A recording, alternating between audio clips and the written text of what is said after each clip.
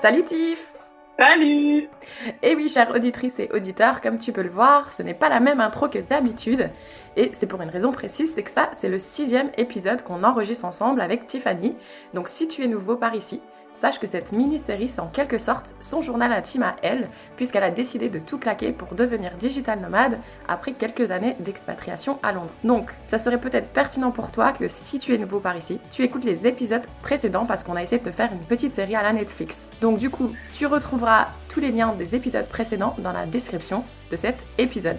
Mon Tiff, la dernière fois qu'on s'est parlé, moi j'étais en France, chez mes parents, toi t'étais au Guatemala, à quelques heures avant de prendre ton avion pour un retour vers Mexico. Maintenant, on a inversé nos fuseaux horaires, moi je suis au Canada, toi t'es en France, et beaucoup de choses se sont passées. Mais si tu le veux bien, on va déjà en revenir au moment où justement tu as passé cette douane au Mexique. Est-ce que tu peux revenir brièvement là-dessus ? Ouais, bien sûr. Donc, du coup, c'était la 3e fois que je rentrais au Mexique, puisque j'ai passé 5 mois avant d'aller au Guatemala. Et entre-temps, j'ai fait un petit saut à New York. Donc, je suis rentrée les 2 premières fois au Mexique sans aucun problème. Ils m'ont quasiment rien demandé. Ils m'ont rien demandé d'ailleurs. Et cette fois-ci, c'était un peu plus chaud. Donc, c'était au mois de février. Et en gros, ils m'ont demandé mon billet d'avion retour, ma réservation d'hôtel, pourquoi je venais là, un peu comment je gagnais ma vie, etc. Donc, j'ai dit que j'étais touriste. Surtout, il faut jamais dire que tu es digital nomade. Heureusement, j'avais mon billet retour puisque de toute façon, j'avais prévu de rentrer en France. Et voilà, ça a duré un petit peu longtemps parce qu'en plus, la femme de l'immigration que j'ai eue, elle est partie dans ses bureaux derrière pour vérifier ce que je disais, etc. Donc, je sais pas, je pense que en tout, j'ai dû attendre 10 minutes devant son bureau, sachant que les gens devant moi, en fait, à tout le monde, elles demandaient. Donc, ça a duré 1h30 le temps que je passe la douane. Ouais, relou. Mais comme j'avais tout ce qu'il fallait, je suis rentrée sans trop de soucis. Mais du coup, petit conseil pour les gens qui veulent aller au Mexique, digital nomade, préparez-vous. Voilà. En soi, c'est pas compliqué de rentrer. C'est juste ils sont devenus un peu plus stricts, notamment parce qu'il y a pas mal d'Américains qui vivent illégalement au Mexique, en fait. C'est un peu marrant de se dire dans ce sens-là. L'hôpital qui se fait de la charité, tu sais. Ouais, exactement. Mais il y a pas mal d'Américains qui montent un business, tu vois, par exemple des Airbnb ou des choses comme ça, et qui se déclarent pas, ou qui font un business avec un Mexicain, et qui eux se déclarent pas. Enfin bref, voilà. Donc pour lutter contre ça, ils ont un peu renforcé l'immigration, quoi. Voilà. Ok. Et d'ailleurs, petite précision aussi, moi maintenant, il y a un truc que je fais en plus parce que j'ai le don de vouloir rien imprimer, hein, bien évidemment, pour éviter de gaspiller des arbres. Et du coup, à chaque fois, je me fais un petit dossier dans mes emails pour sauvegarder genre mes billets d'avion, mes trucs comme ça. Mais ça m'est déjà arrivé avec l'iPhone, c'est que ça va sur le cloud et quand j'arrive, t'as pas forcément du réseau ou le wifi et du coup, j'arrive pas à choper mes emails que j'ai sauvegardés. Donc moi maintenant, je me fais automatiquement un screenshot, mais genre la veille, comme ça, ils sont bien dans les derniers screenshots. Parce que même des fois, je sauvegardais dans les dossiers sur le cloud. Et même ça, j'arrivais pas à les ouvrir, je sais pas pourquoi, mais quand t'arrives dans les immigrations, ouais. L'iPhone il bug. Bah, des fois il bug même sans immigration. Moi, c'est ce qui m'est arrivé aussi, et je pense que c'est volontaire. Genre, en fait, j'avais ma réservation d'hôtel dans mes mails, et j'ai pas pu y accéder parce que j'avais pas de data, et il y avait pas le wifi. Et en fait, la femme de l'immigration, limite, elle m'a dit, bah oui, c'est évident que t'as pas de connexion dans le bureau de l'immigration, il faut tout imprimer. Sauf que j'ai pas envie d'imprimer, mais ouais. comme t'as dit, en fait, des screenshots, ouais, il faut se préparer à ça. Soit un screenshot, ou soit, bah là, quand je suis rentrée récemment aux États-Unis, comme je faisais plusieurs trucs d'avion et tout, là, j'ai dit, moi, tu sais quoi, je vais imprimer cette fois. Et elle a vraiment apprécié, elle m'a dit, ah, merci beaucoup, c'est très clair, j'avais même fait un tableau et tout. Je m'étais défoncée. Ah ouais. J'avais tellement peur de me retrouver coincée encore une fois que non, là du coup j'ai bien fait mon truc et du coup c'est passé. Donc bref, voilà. Et donc du coup t'es arrivée au Mexique et qu'est-ce que tu as fait du coup? T'es arrivée dans une ville que t'avais pas encore faite? Ouais, j'étais à Guadalajara qui est au nord-ouest. Ouais, c'est ça. Donc c'est la 2e plus grande ville du pays, mais elle est pas vraiment touristique. Enfin, elle est touristique. Il y a pas mal de Mexicains qui la visitent, mais sinon si t'es pas mexicain, personne n'en entend trop parler, et c'est pas non plus une des villes, c'est pas un hub nomade, quoi. Donc j'y étais parce que j'avais envie de visiter cette partie du Mexique, plutôt le nord-ouest, parce que je voulais aussi aller en Basse-Californie, qui est donc à côté, en tout cas en avion, à côté. Et il se trouve qu'il y avait un co-living qui s'est ouvert là-bas, donc j'avais beaucoup apprécié l'expérience co-living à Saint-Christobal, donc j'avais vraiment en tête de revivre ça. Et par un heureux hasard, il y avait plusieurs autres potes à nous, parce que tu les connais aussi, qui étaient là. Donc en fait, le calendrier de un peu tout le monde a matché et on s'est retrouvés là-bas. Donc on est resté 5 semaines. Donc ça, c'est cool, dans le sens où on était ensemble, pas besoin de refaire encore un cercle, etc. Parce que ça, c'est épuisant. Je crois qu'on en avait déjà parlé dans un épisode. Donc ça, c'était cool. Après, en soi, moi, la ville, j'ai pas trop aimé. Pourtant, j'adore les grandes villes. Donc, j'étais contente dans un sens de retrouver un peu le confort que t'as dans les grandes villes. Mais Guadalajara, c'est un peu genre, t'es dans une rue, tout va bien, c'est fleuri, il y a des arbres, c'est tout mignon, t'as plein de petits cafés et tout. Et tu tournes et d'un coup, c'est le ghetto, quoi. Tu te dis, ok, je vais me faire égorger, trafic de drogue, machin. Donc, ce côté-là, j'ai pas trop aimé. Mais est-ce que tu avais puis, une bonne connexion Internet? oui, ça oui. Il y a une bonne connexion, il y a plein de cafés pour bosser ou pareil, qui sont assez adaptés pour les nomades et tout. Donc en soi, ça c'était le bon côté. Où vraiment pendant 5 semaines, j'ai été focus sur le boulot et en même temps j'avais besoin de ça aussi parce que je revenais de 3 semaines de vacances et je repartais en vacances fin mars. Donc il fallait vraiment que cette période-là elle soit productive.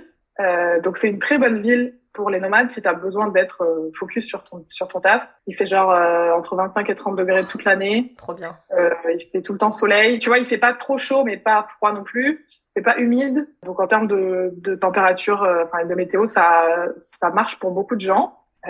Mais je trouve que après avoir fait pas mal de villes dans le Mexique, j'ai pas ressenti la vibes du Mexique, tu vois. C'est pas très coloré. Il y a pas trop de...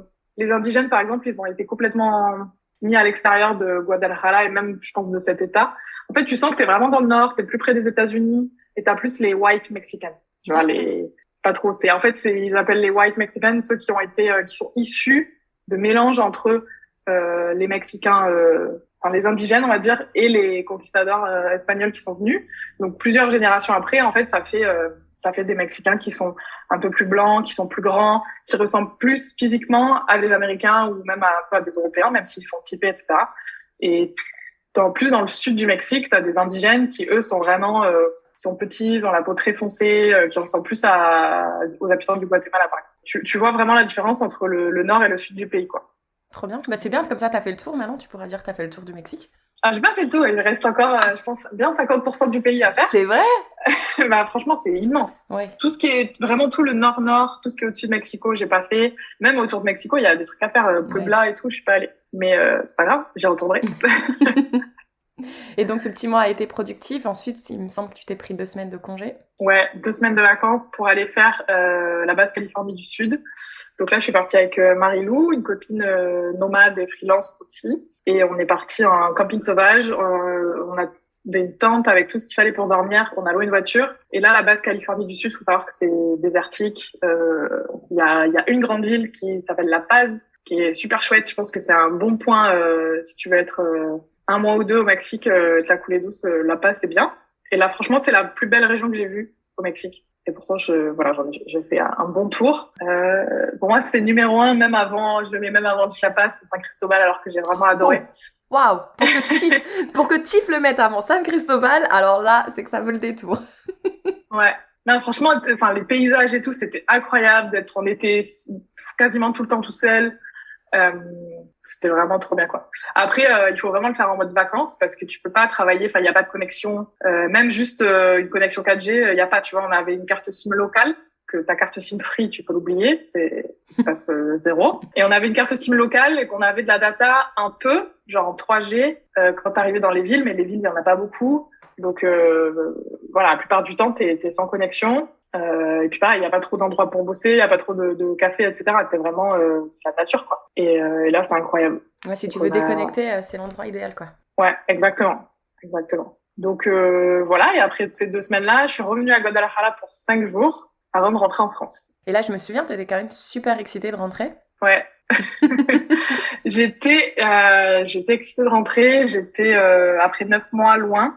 J'avais besoin, déjà parce que voilà, 9 mois loin de la famille et des potes, c'est long. Même si voilà, c'est quand même plus de 3 ans que j'ai quitté la France, donc j'ai l'habitude, tu vois, de pas être tous les jours avec mes proches, mais je rentrais quand même régulièrement, tous les 2-3 mois.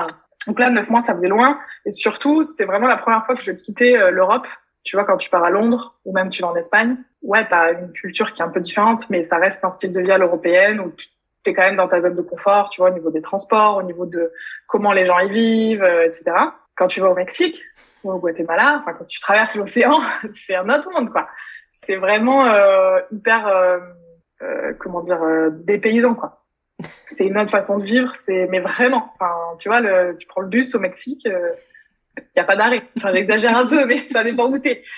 Quand t'es à Mexico City ou à Guadalajara, si, il y a des arrêts et tout ça, les gens, ils font la queue. Si t'es à San Cristobal, il n'y a pas d'arrêt. Tu te mets au milieu de la route et quand tu vois un bus, tu lèves la main, tu vois. À quelle heure il passe, tu sais pas. Où c'est qu'il va, tu sais pas. T'es pas C'est sûr. pas sûr. Voilà, enfin, bref, c'est un autre monde. Et donc, en fait, c'est hyper bien au début, c'est dépaysant, c'est enrichissant humainement. Sauf qu'au bout de 9 mois, c'est fatigant. C'est très fatigant parce que t'es constamment dans ta zone de confort, t'es toujours en train de réfléchir, voilà. Donc j'étais excitée à l'idée de rentrer en Europe parce que j'avais ce besoin-là aussi. Et puis finalement, il tarde de partir. Oui, parce que du coup, au moment où on enregistre cet épisode, on est le 30 avril 2022 et toi tu rentrais le 1er avril. Donc ça fait 1 mois que t'es en France. Mais tu sais quoi? Exactement. Je souris parce que je me souviens du premier message que tu m'as envoyé quand t'es arrivée en France. Je peux enfin me brosser les dents normalement au robinet. Ouais, alors, mais enfin, il y a ça. Effectivement, se brosser les dents avec l'eau du robinet, boire l'eau du robinet, tout simplement, remplir ta bouteille à l'eau du robinet, jeter le papier toilette dans les toilettes, parce que ça, on le dit pas. Mais c'est hyper relou au Mexique, au Guatemala, et je suis sûre, dans toute l'Amérique du Sud, c'est comme ça, enfin même dans d'autres pays dans le monde. Mais c'est un luxe, les gars, de pouvoir faire ça. Et de dormir dans le noir, parce que ça, c'est pareil, ça n'existe pas. Enfin, même à Londres, ça n'existe pas. Donc ouais, tu vas retrouver c'est des petits trucs comme ça qui font que t'es content de revenir en Europe. Mm-hmm. Enfin, en France notamment. Voilà, après, il y a d'autres choses où t'es moins content de revenir en Europe. Ça fait partie du jeu. Mm-hmm. Oui, parce que du coup, c'est vrai qu'on est toujours dans cette grosse excitation, on va revoir tout le monde, mais la descente, elle est rapide en fait. Parce qu'on se retrouve rapidement dans ce qu'on connaît et on se repose vite. Et une fois qu'on est reposé, on se dit bon bah c'est bon quoi. Il est temps de repartir. Mais en plus, toi, t'as chopé le Covid. Ouais. Ça, c'était quand même quelque chose. Hein. J'ai passé quasiment 2 ans à voyager. Enfin, pendant les confinements, j'étais confinée, mais entre les confinements, j'ai quand même bougé, même en France ou même en Angleterre. L'année dernière, j'ai donc voyagé 9 mois dans tout le Mexique et le Guatemala. Tout va bien. Et je rentre en France, 10 jours, bam, Covid. Voilà. Donc, ça vient du fait que, en France, en fait, il y a plus aucune barrière. Alors qu'au Mexique, jusqu'à ce que je rentre, je portais le masque partout, quoi. Mm-hmm. Donc on va pas lancer un débat sur ça, mais effectivement, d'avoir chopé le Covid, ça m'a fait 7 jours sans sortir, sans voir personne. Quand t'es 5 semaines sur Bordeaux et que pendant une semaine déjà tu peux voir personne, c'est frustrant. Puis il y a le fait que je vis toute seule. Alors après 9 mois à vivre en communauté, que ce soit en auberge de jeunesse ou en co-living, je pensais que ça me ferait du bien d'être toute seule. Voilà, je dis tout le temps, et c'est vrai, que je suis solitaire et que j'apprécie vraiment d'avoir mes moments à moi. Et sauf qu'en fait, je me rends compte que j'appréciais vraiment de vivre en communauté, enfin en tout cas en co-living, en auberge de jeunesse. Non, on va pas se mentir, c'est un peu relou de vivre en hostel, mais en co-living, en tout cas, c'est un bon entre-deux finalement qui me convenait bien, dans le sens où tu vis avec une dizaine de personnes, donc tu vois pas tout le temps là où les 2 mêmes personnes, par exemple, ça tourne quand même. Si tu as envie d'être seule, tu peux très bien être seule dans ta chambre ou tu vois, il y a des fois moi j'allais bosser dans un café toute seule parce que j'avais besoin de ma journée tranquille et tout.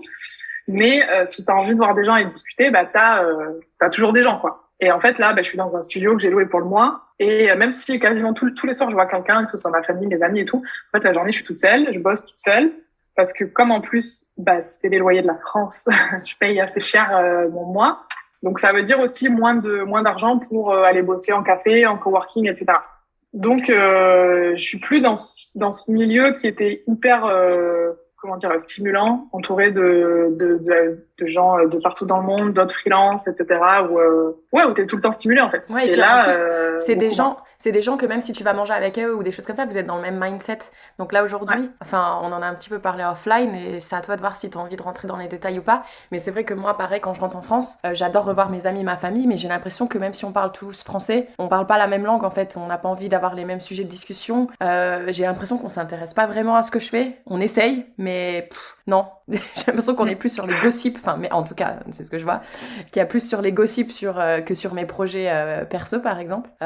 Donc ça devient vite assez frustrant, en fait. Enfin, moi, en tout cas, désolée pour mes amis qui vont m'écouter, mais en fait, je me sens pas comprise vraiment, même si je parle français, je me sens pas comprise. Et maintenant, je me suis mis un peu des petites barrières. Je préfère prendre du recul parce que je me dis, bon, bah, de toute façon, on n'a pas vécu la même chose, on vit pas la même chose, donc c'est normal qu'on a peut-être un peu du mal à se comprendre. Donc moi, j'essaye de m'adapter un peu à leur mode de vie. Mais c'est vrai que ça devient vite fatigant, en fait, parce que t'es pas toi-même. Au final, t'es toi-même. T'es chez toi, mais t'es pas toi-même. Ouais. Enfin, j'ai un peu deux avis sur ça. La première chose, c'est que oui, en fait, clairement, quand tu rentres, en fait, moi, la majorité de mon entourage, ils comprennent pas. En fait, quand tu pars comme ça autant, que tu t'ouvres l'esprit au point où nous, on s'est ouvert l'esprit. Alors, c'est pas pour critiquer les gens qui le font pas, tu vois, chacun fait ses choix et ça convient pas à tout le monde non plus. Mais en fait, je pense que du coup, nous, on a une ouverture d'esprit qui est telle que quand tu reviens dans ce petit monde, comme tu dis, en fait, il y a un décalage qui est ouf. Et en fait, il y a juste ces deux personnes qui ne parlent pas la même langue, comme tu dis, en fait. On peut pas se comprendre. C'est juste pas possible, quoi. Et donc, c'est frustrant. Et moi, un peu comme toi, en fait, je m'adapte aux personnes que j'ai en face de moi. Parce que aussi, je pense que je suis un peu tout le temps dans ce questionnement de me dire, tu vois, j'ai pas envie de faire la meuf qui se la pète en mode ouais, moi j'ai voyagé dans le monde entier et tout, parce que c'est pas le but du tout. Et c'est pas non plus, si tu voyages pas, c'est pas non plus un défaut ou c'est pas grave, tu vois. Mais du coup, t'as en face de toi des gens qui saisissent pas. Et tu vois, il y a 2-3 semaines, j'ai mangé avec un couple d'amis. On a passé 3 heures ensemble. À aucun moment ils m'ont posé une question sur moi, ce que j'avais fait. Ça fait 9 mois qu'on s'est pas vus, même un peu plus que ça. Enfin, en 9 mois, j'ai voyagé dans 2 pays qui sont de l'autre côté de l'océan. J'ai fait des trucs de ouf. Je me suis lancée en freelance. J'ai développé mon entreprise, etc. Quand je suis partie, il y avait pas tout ça, tu vois. Et j'ai eu absolument 0 question sur tiens, qu'est-ce que tu fais dans la vie maintenant? Tu vois, enfin, en fait, sur le coup, je m'en suis même pas rendu compte. Parce que moi, je posais plein de questions, genre ouais, comment ça va, qu'est-ce qui s'est passé pour toi, ceci, cela, machin. Et en fait, le soir, je repensais à notre conversation et j'étais là, mais en fait, et 0 question, quoi. Est-ce que tu crois que peut-être parce que tu partages des choses sur ton blog, sur ta page Instagram, est-ce que tu penses qu'ils pensent savoir ce que t'as fait, etc. et que du coup, ils te posent moins de questions? Ouais, alors très honnêtement, je sais pas s'ils lisent mon blog. Okay. Ce couple d'amis. Après, oui, sur Instagram. Sur Instagram, ils suivent, mais tu vois... Ça les excuse pas, ça les excuse pas, hein, on est d'accord. Non, mais bien sûr, parce qu'en fait, il y a Instagram et il y a la vraie vie, tu vois. C'est ça. Enfin, moi, je considère qu'Instagram, c'est bien pour garder contact avec des gens, tu sais, que tu croises une fois de temps en temps, machin, mais quand t'es vraiment ami, tu creuses, quoi. Et tu vois, à tel point qu'à un moment donné, ma pote, elle me dit, la semaine prochaine, on pourra passer une journée ensemble, machin et tout. Et je dis, ouais, je travaille, tu vois. Donc, elle me dit, ah bon? Et là, en fait, je te jure, cette réaction, je me suis dit, tu crois quoi? Que je vis d'amour et d'eau fraîche depuis un an que je suis partie? Non, en fait, bref. Mais tu vois, elle a pas rebondi dessus en mode, du coup, je sais pas ce que tu fais, qu'est-ce que tu fais, explique-moi un peu. Elle s'est pas intéressée. Après, voilà, c'est pas grave, j'ai pas envie de m'arrêter sur ça et c'est pas pour ça que je les reverrai pas, tu vois, c'est juste que, effectivement, on est dans 2 mondes complètement différents et ce qui est difficile, c'est que, en fait, quand tu rentres, tu t'attends à ce que, je sais pas, en vrai, je sais même pas trop à quoi je m'attendais. Et en fait, je me suis rendu compte qu'il faut que je me recrée un univers à Bordeaux de gens, parce que il y a pas que à l'international qu'il y a des gens qui sont dans mon mindset. C'est pas ça. C'est juste qu'il faut les trouver aussi sur Bordeaux, tu vois. Donc ça va être, parce que déjà j'ai personne dans mon entourage qui est freelance, donc ça aussi c'est difficile, tu vois. Quand t'as que des gens salariés autour de toi, on n'a pas les mêmes problématiques, on réfléchit pas pareil. Donc c'est aussi forcer des rencontres avec d'autres freelances, créer des liens avec d'autres personnes qui sont sur Bordeaux, et voilà, rencontrer des gens, des nomades de Bordeaux. Ouais. Ce que j'ai fait d'ailleurs la semaine dernière. Mais c'est ce qu'on parlait toi et moi offline. Le truc c'est que c'est vrai qu'on va se l'avouer, quand on rentre en France, c'est justement comme tu l'as signalé, tu veux rentrer, faire une petite pause, justement te reposer, voir ton entourage. Tu veux pas être constamment dans la recherche de qu'est-ce que je vais faire, qui je vais aller rencontrer de nouveau, etc., etc. Mais du coup, là, maintenant, on se sent quand même obligé de le faire. Et du coup, quitte à faire ça, autant le faire ailleurs, en fait. Ouais, c'est exactement ça. En fait, on va dire sur 4 semaines que je suis là, quasiment tous les jours, j'ai un truc avec quelqu'un de ma famille, un ami, un machin et tout. Et donc, du coup, déjà, ça ne laisse pas beaucoup de temps pour te reposer. Et en plus, ça laisse encore moins de temps pour aller rencontrer des nouveaux gens, tu vois. Et ça demande un effort de rencontrer des gens, etc. Donc, quand t'es en voyage, en fait, c'est normal. Et en plus, t'es souvent que ce soit des co-living ou des hostels, etc., t'es dans des endroits où rencontrer des gens, c'est provoqué par le lieu, en fait. Là, tu vois, que tu reviennes chez tes parents ou moi, dans mon cas, j'ai loué un studio. Si tu veux rencontrer des gens, c'est à toi d'aller le faire, tu vois, sur, je sais pas, des comptes Facebook, Instagram, peu importe, des événements comment on dit, où tu rencontres des gens, là, de réseautage, machin. Mais comme tu dis, en fait, t'as pas envie de faire ça quand t'es dans ta ville d'origine parce que à la base, t'es là pour te proposer un peu. Non, ouais, Voilà. Donc, à tous ceux qui nous écoutent depuis la France, si vous avez quelqu'un dans votre entourage qui est parti en tant que digital nomade ou expatrié, intéressez-vous un tout petit peu. Posez des questions, essayez de creuser un peu, même si vous avez un peu du mal à comprendre ce qu'on peut raconter, parce que c'est vrai que nos business, ils peuvent être assez particuliers, mais faites au moins semblant de vous intéresser. Voilà, je sais que j'ai un pote, on parlait par message, là, il y a pas longtemps, et je lui dis, ah bah là, c'est bon, je suis prête à lancer mon offre. Il me dit, de quoi tu parles? Bah, tu sais, le truc que je bossais pendant 2 mois, que j'étais en France, là, mais que tu m'as jamais posé aucune question. C'est ça. Bah, voilà. Après, en vrai, il y a pas besoin d'être digital nomade pour ça, hein. C'est juste, je pense que beaucoup de freelances se sentent, même les entrepreneurs en général, si t'as pas d'entrepreneurs ou de freelance autour de toi, tu peux vite te sentir complètement seul, complètement anormal. Donc ouais, il faut absolument aller connecter avec d'autres personnes. Parce que pareil, tous les problèmes que tu as, quand tu les partages avec quelqu'un d'autre, ils sont moins lourds à porter, tu dédramatises des situations, tu trouves des solutions beaucoup plus vite. Mais ouais, faut aller chercher ces gens-là, quoi. Ouais, bah écoute, maintenant il te reste plus, il te reste combien de jours, une semaine dans ton appartement? Ouais. Et ensuite, qu'est-ce que tu nous as de prévu? Ensuite, je pars 2 semaines en co-living en France cette fois, mais en co-living, donc je suis vraiment contente. Je descends à côté d'Osgore, pour ceux qui connaissent, c'est dans le sud-ouest, c'est à 1 heure et demie de Bordeaux. Et du coup, c'est un collectif qui est organisé par le Hub Nomade, qui est un collectif de freelance nomades. Et je pense que ça va être cool. On est 10, 12, je pense. Voilà. Donc, l'idée, c'est de connecter avec d'autres freelances, d'autres nomades, même si ça va être 100% français. Voilà, j'ai bon espoir de trouver des gens dans le même mindset, créer du réseau et pourquoi pas connecter avec des gens avec qui je pourrais voyager par la suite ou retrouver quelque part en Europe, etc. Tu peux nous dire, ça coûte combien à peu près 2 semaines comme ça dans un co-living français? Pas cher. Là, je paye, c'est 12 € la nuit. Je suis dans une chambre partagée, il y a 3 lits. Okay. Donc, c'est pas cher. Je peux te dire qu'on est sur les mêmes prix que le Mexique. Donc, c'est vraiment étonnant. Donc, ouais, je sais plus, j'ai payé, je sais plus combien de nuits je fais, mais je crois que j'ai payé 200 €, un truc comme ça. Ah oui. Donc, non, c'est vraiment intéressant. En fait, ils ont loué une grosse maison en mode Airbnb, mais ils sont passés direct par le propriétaire. Après, je sais pas exactement comment ils organisent le truc en interne, mais voilà, je t'en dirai plus la prochaine fois si tu veux. Ouais, carrément. Et après les 2 semaines dans ce co-living? Après, je pars à Londres fin mai, 30 mai. Voilà, pareil. L'idée, c'est de faire 1 mois, revoir les potes qui sont là-bas, kiffer parce que Londres, ça reste ma ville de cœur. J'avoue que je suis un peu partagée je suis hyper excitée d'y retourner parce que la ville, voilà, je l'aime trop et elle me manque aussi. Et d'un autre côté, j'ai un peu peur d'être dans le même mood que je suis là. C'est-à-dire d'être de nouveau confrontée à cette solitude entre guillemets parce que je sais pas, pour l'instant j'ai pas trouvé de logement, je sais pas trop encore qu'est-ce qui va se passer, mais ouais, ce qui est sûr c'est qu'après ça je vais essayer de choisir mes destinations en fonction des co-living, en fait. C'est ce que je me suis dit. Ouais, c'est une bonne idée, ça. Mais d'ailleurs, s'il y en a de Londres qui nous écoutent et qui sont en freelance ou digital nomade, écrivez. Grave, envoyez-moi un message. Si vous cherchez, ou même si vous écoutez et que vous êtes en France et que vous êtes chaud, on peut aller à Londres ensemble. Voilà.